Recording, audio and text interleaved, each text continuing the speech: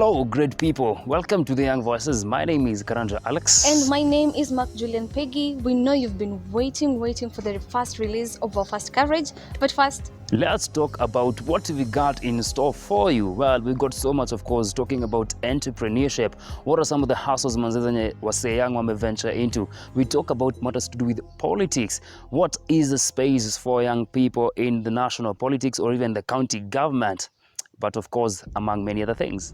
And we give you the opportunity to interact with us on all our social media platforms and address what you feel ought to be addressed. And of course, as you can see on your screen, those are social media accounts. You get to interact with us anytime and any minute you want to feel it. But first, let's take a look at what we've prepared for you for this edition.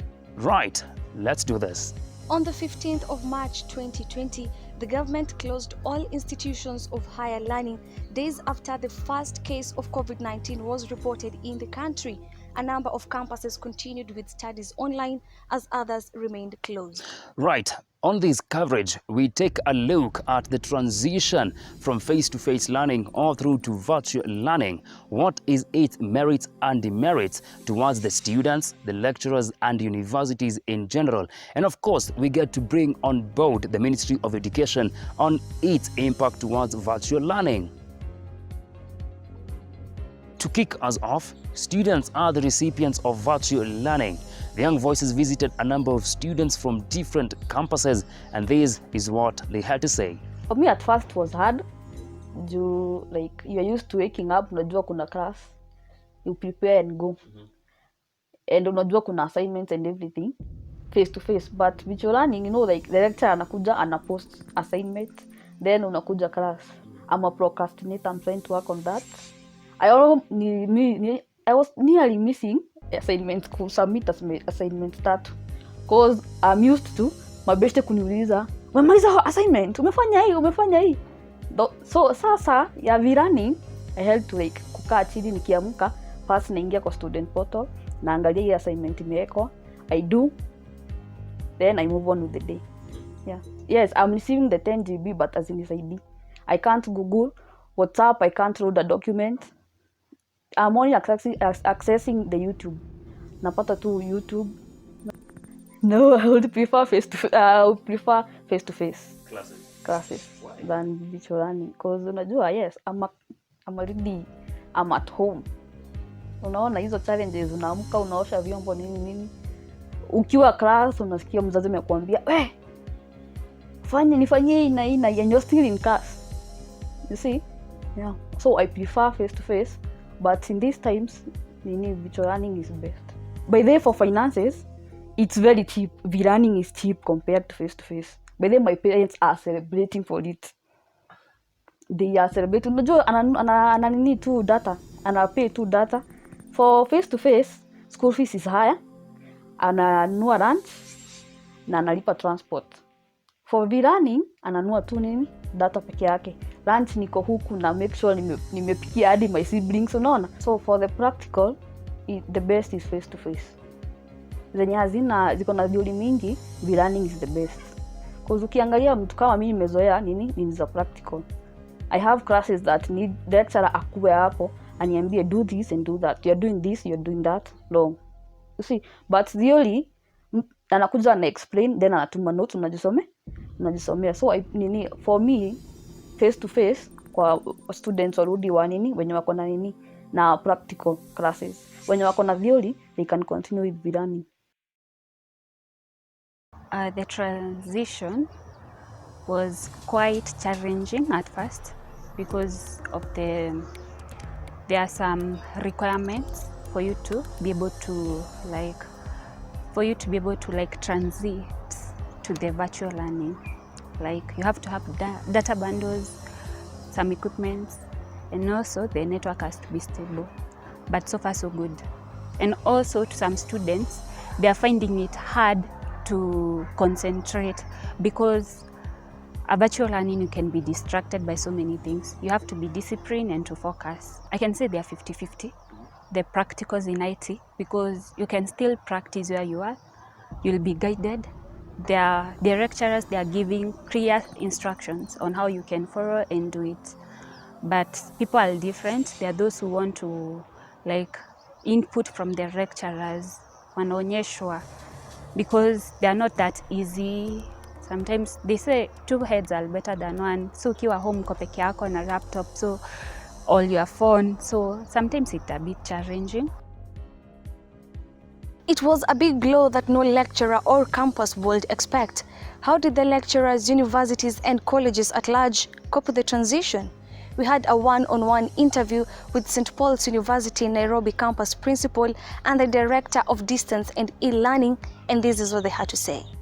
As a university and even with the understanding of the dynamics in our country with regards to internet access, the fact that cabled internet is not possible in a lot of areas in our country, we did make an arrangement with service providers to allow or facilitate provision of internet bundles to our students and lecturers. And students did receive or are still in the process of receiving the 10 GB bundles every month, and lecturers did receive the 30 GBs of bundles to set them off in the teaching and learning virtually. At St. Paul's University, we are on a learner management system called Moodle. One of the things we've done is integrate the Big Blue Button with Moodle.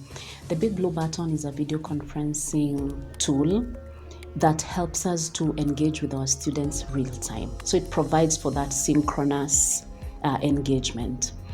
So it mirrors a real life classroom experience, only that this is technologically facilitated. And you can see your lecturer, and the lecturer can also see the students. What we've done as far as that is concerned is we have made it a deliberate decision that all classes that take place synchronously are recorded by default. And then once that recording is done, that class is made available. That is for a student who is not able to join the class during the time it is scheduled, because one of the beauties of online education is that it should allow you that flexibility to actually study when you can. Our learner management system has very good monitoring and tracking tools. So we are able to tell how many students are on session at any particular time. We can tell how many students participated in a particular class. We can tell who was logged in 5 minutes ago and who has never logged in since the semester began. And therefore it is possible to tell that class attendance is happening and for what duration that class took place. In the near future and practical classes, universities or institutions will really need to think critically around it, because that really requires a lot of creativity and innovation. I can tell you with a lot of confidence that basically every training area can be taught virtually. Almost every training area. If you look around the world and universities offering different programs ranging from nursing, engineering, communication, which involve a very heavy element of practical components. These are units that are being taught online, but then also that means investing in good technology that can assist with ensuring that students achieve what should be achieved as far as those practicals are concerned.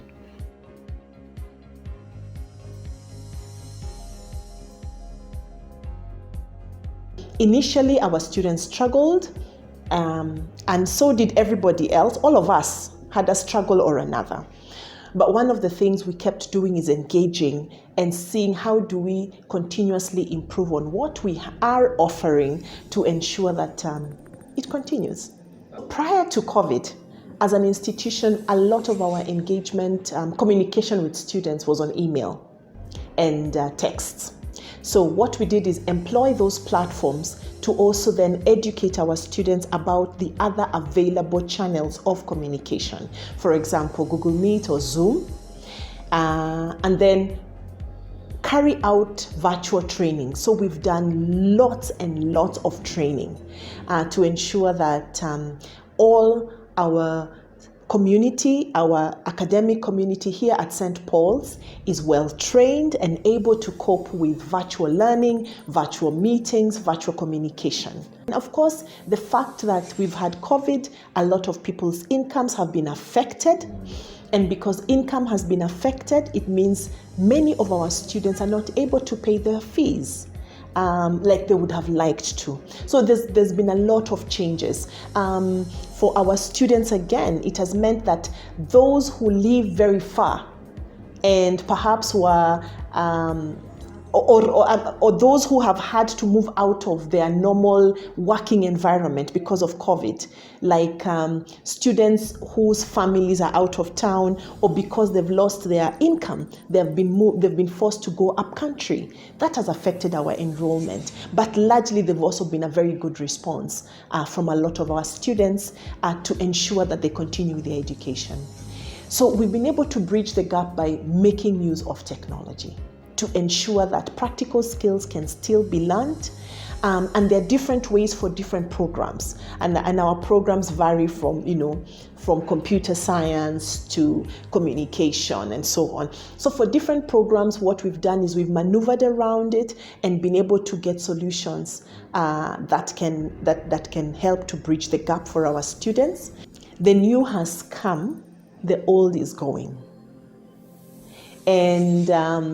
And so perhaps there's no preference, but it would be to say what is the best mix, because I think where we are now, we have the advantage of a good mix. However, I would dare say that in the next few years, the traditional university will not be there. So for virtual learning, for me, I would say that we should embrace it. We are at the beginning of it, and the opportunities for learning are amazing and they're great and awesome. So I would encourage everybody, irrespective of your age, embrace virtual learning. Why am I saying we need to embrace it and to look at it as an opportunity? Because there is no going back. I can tell you and bet you next year, this time, let's talk about it again. I will tell you, many people will have moved virtually. It's very flexible. I don't have to go and live where my university is. I just need to have access, and then I can be able to do my studies. Number two, it's equipping me to be able to have the skills that are needed for the future. So I need to ensure that I'm very good digitally. I need to be digitally savvy. Right, moving on. The Ministry of Education, led by CS Professor George Magoha, a few days ago called off the initially announced phased reopening of universities and colleges, citing that they're not fulfilled the guidelines that have been set aside by the Ministry of Health alongside the education docket. We had a one-on-one engagement with the Chief Administrative Secretary in the Ministry of Education, and this is what he had to say. First of all, the reason everything has changed has everything to do with the health risks, which will be exposed to our learners, whichever level of learning they are in, if they are allowed to have physical learning in classrooms. So from pre-primary all the way to the primary, secondary, tertiary, that means village polytechnics, technical training institutes, national polytechnics and universities. All institutions, private and public, have been guided by the principle of government closure on all institutions of learning in a bid to arrest the widely spreading virus of COVID-19. Every university operates in its own schedule, which has been agreed upon by the highest decision-making organ, which is the Senate. So in this sense, we allowed these delegated bodies to restructure their curricula and determine whether it is possible to offer learning in a virtual setup. So unfortunately, many of these institutions are not capable. And the greatest challenge is not that they can't, but that their clients, who are students, are not enabled. So we allowed them autonomous operation. The the freedom for them to determine how best they can give learning. If every university can guarantee that every student can access the content or can be engaged as if they were in a physical class, lecture theatre, the ministry and the government is more than willing to help, cooperate, guide, and protect that specific constitutional principle of access to education for all our countrymen and women. I would say yes. However, it has been in the pipeline for many universities through what they have been calling ODEL. ODEL is a form of learning which means open distance electronic learning. Open distance electronic learning. That you don't have to come to Nairobi if you live in Kwale. With your laptop and your bundles, your internet connection, we can offer learning from University of Nairobi down all the way to where you are, or Moi University or Kenyatta University or whichever other university. This has been there, but there was no urgency and need for a long time until this thing came. There have been many platforms for learning that has been developed technologically, but they have not found their way into the lecture theatre, because human interface has been given credence rather than a reduced human interface. So going forward, every university must invest heavily on electronic learning, must invest heavily on online classrooms. Every university must come up with its own method and operation formula that will be offered side by side, physical and non-physical learning. First of all, this is an area that bears the greatest blunt, because enskilling youths requires human interface and physical interactions. You have to be in the workshop under the surveillance of the trainer as a trainee. There is no way a trainer can assess you on connections of pipes on a laptop and still hope to instill the virtue of plumbing in you. How is this going to happen? We don't know. Virtual learning, first of all, reduces cost. Virtual learning replaces the age-old phenomenon that you have to go to school to learn. Many people here in Kenya have done their postgraduate studies online in other universities. How do they manage? So online learning is not new. What is new is the magnitude in which it is entrenching itself. It is hitting us so strongly and so badly that we cannot look back and say, we are ready for you. No. The advantage of virtual learning, and this I hope will be adopted by our learning institution, is its efficiency with less cost and the strength with which it can transform the learning. We are challenged to fully digitize content delivery and institutions of learning, to make them and also to improve them to the level that they can offer learning digitally. All the universities and public institutions of knowledge, whether they are in public, in secondary school, that is in technical, whether that is in religion, the religious body that offer learning, please seize the moment now and prepare for the future that is coming.